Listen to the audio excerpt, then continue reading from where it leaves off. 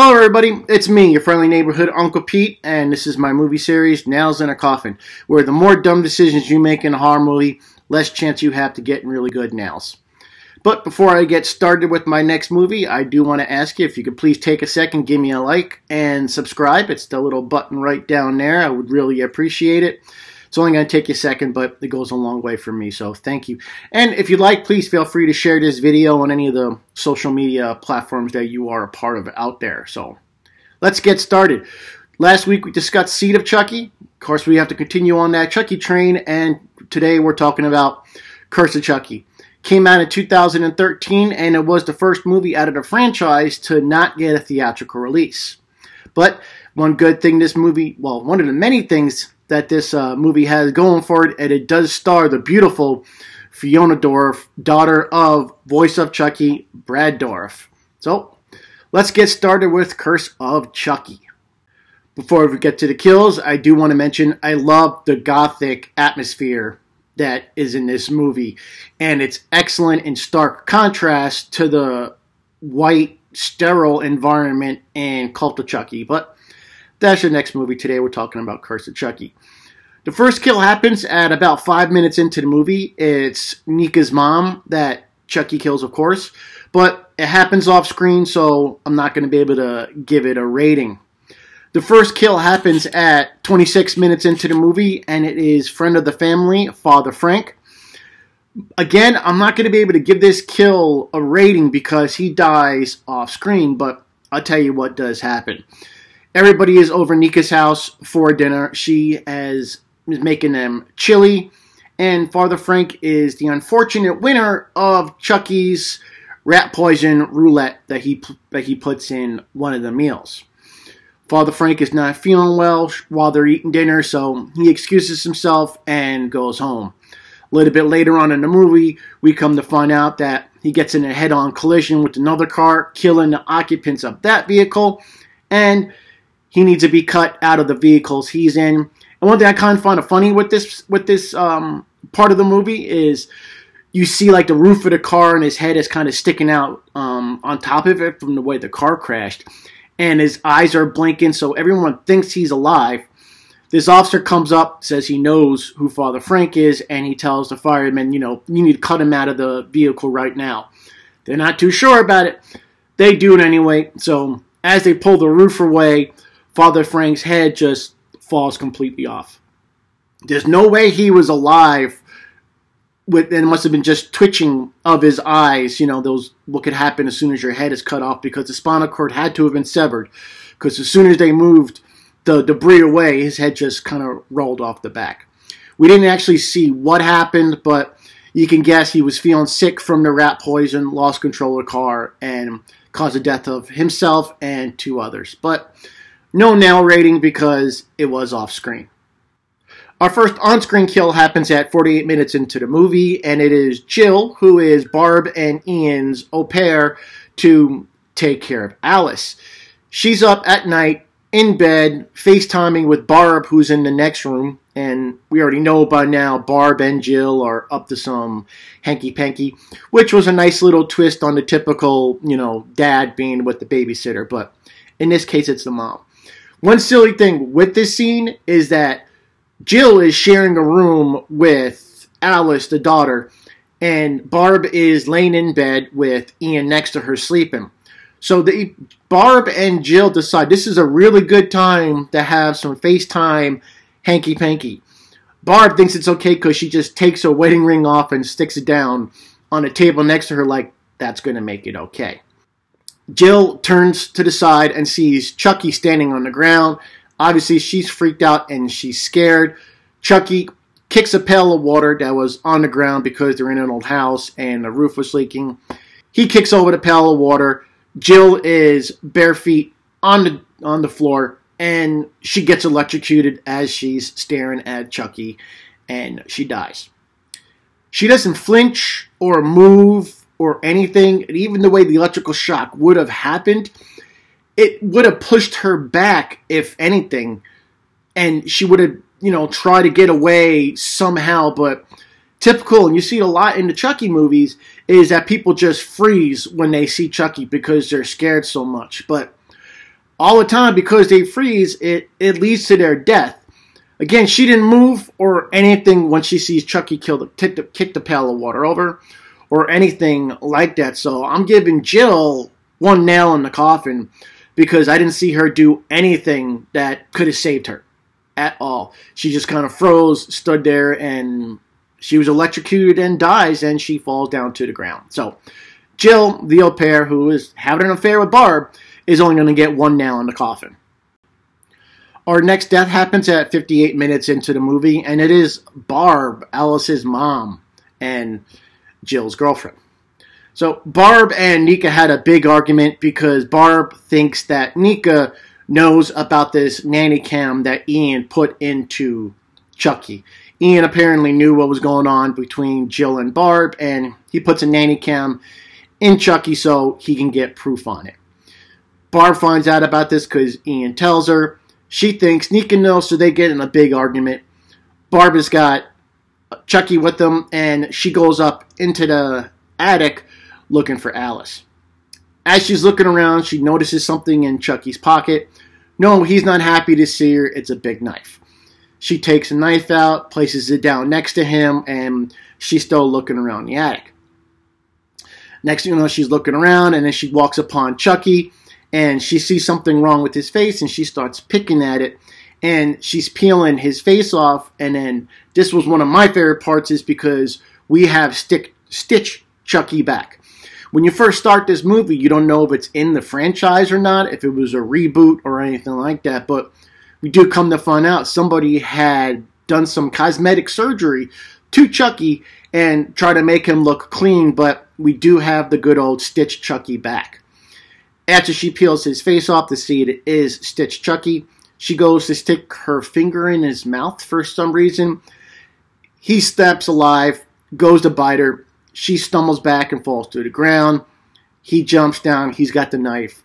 Tells Barb, "You've got your mother's eyes," and he always hated that about her, and takes a knife and stabs her directly in the eye, killing her. Barb didn't do anything. She forgot she had arms. She forgot she had legs. Obviously, she forgot she had a brain because she didn't do anything. She lets this animatronic doll walk up to her. I can understand that she's scared, but she didn't do anything, and she just sees a knife in his hand, and I would say she lets him stab her directly in the face, in the eye.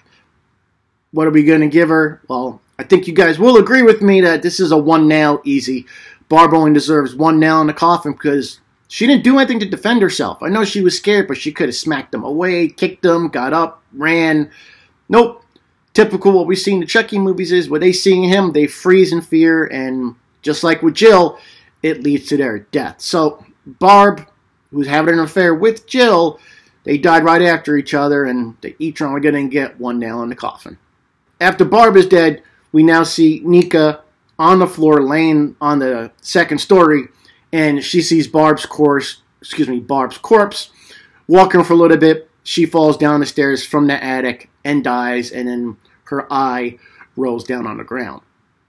She sees Chucky walking menacingly down the stairs, which is a CGI Chucky, which doesn't look that great, but all the other puppeteering in these films are so good, so we'll let that pass.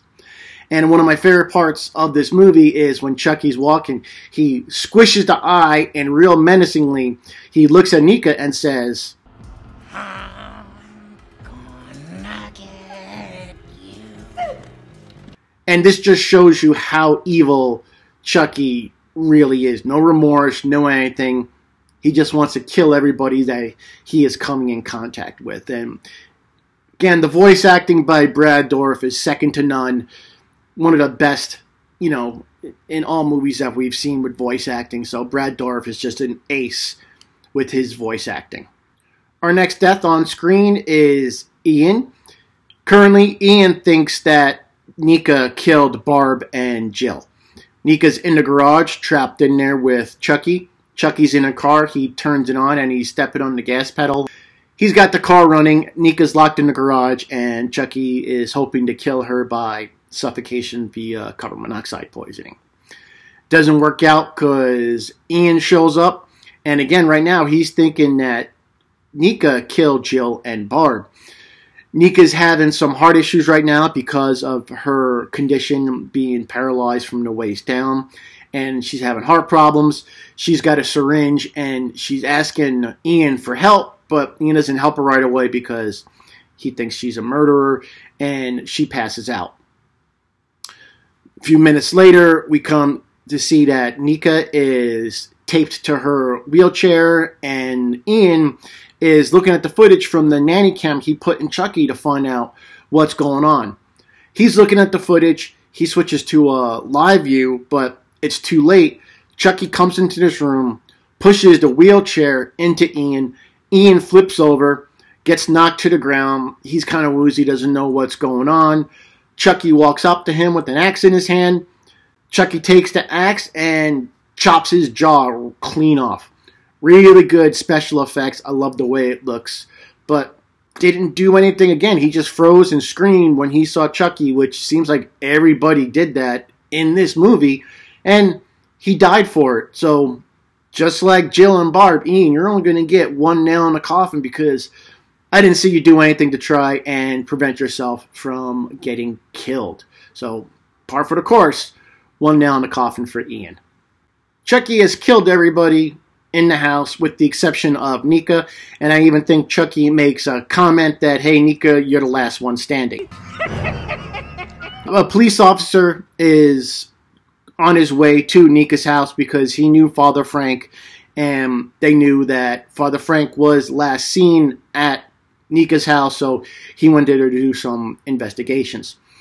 He shows up into the house right after the final battle between Nika and Chucky. Nika gets Chucky, she's stabbing him in the back, but all this stuffing is coming out, so something is kind of off of what we've seen with Chucky. Normally, he bleeds like a normal human being when he's in doll form, but it's because Chucky learned a new way to put his soul into multiple doll bodies, but more of that in Cult of Chucky. So Nika gets arrested for the murders. She gets committed for being insane, and she goes to a mental hospital. As she's being wheeled out of the courtroom, Chucky's there as evidence, and she looks at him, I'm still alive, I'm still alive. Chucky can't move, because obviously he would give it away, but Chucky's going to get his revenge. Our next kill happens at an hour and 27 minutes in, right when the movie is over. Chucky is in an evidence bag, and we see a police officer taking him away. Very, very similar to Bride of Chucky, almost shot for shot. Police officer is waiting in the car with the evidence bag sitting next to him. He's looking over at it. He can see the bag moving out like something's in there breathing. But before he can react, who's in the seat behind him? Well, it is Tiffany Valentine from the end of Seed of Chucky. This movie ties in with the other ones. She slashes his throat and he dies. Officer Stanton, I'm going to give him 2 nails in the coffin only because he was surprised the way he was killed. He should have checked the back seat. He is a police officer. Again, he was doing some shady stuff by giving, the evidence away, trying to, sell it to somebody, so to speak. But I'm not going to give him 1 nail in the coffin since he was surprised. He really didn't have time to react. So, Officer Stanton, you're only going to get 2 nails in the coffin. Now, there are some end credit scenes where we see Tiffany Valentine mailing the Chucky doll to Alice. And there's some good back and forth between her and the woman working behind the counter at the post office, talking about is it fragile and whatnot. So there's some real funny dialogue there. So next we see Chucky was delivered to Alex, and the movie ends with him about to perform his Ade Dewey Dambala chant. And we soon learn that Alice's grandmother was killed, but it's off screen. We're going to see what happened. Can't rate it. There is one more end credits scene at the very, very end. And who do we see? Well, no one other than we get the return of Alex Vincent, the actual actor who played Andy Barclay in Child's Play and Child's Play 2. He's on the phone with his mom. And one thing I love about this scene is it ties all the other movies in the franchise together. Because he's on the phone with his mom. He's asking her how Mike is doing. Mike is Detective Mike Norris from the first film. And as we're panning across Andy's apartment, we see Kent Academy. And we even see a picture of Kyle, which references Child's Play too. So Andy's on the phone. We see that Chucky was mailed to him as well. And we see a knife open the box while Andy's got his back turned. Chucky climbs out of the box thinking he's going to surprise Andy, but nope. Andy surprises him with the shotgun. Chucky's like, Andy! And the movie ends, goes to black with a shotgun blast. I really enjoyed Curse of Chucky. It was a great film in the franchise. Don Mancini really, you could tell the love Don Mancini has for Chucky and, you know, this series that he created. And I love how it tied everything together. And again, great film. You have to check it out if you haven't already. Once again, I really want to thank you if you made it this far. I do appreciate you checking out this video. And if you haven't already, just give me a like and a subscribe.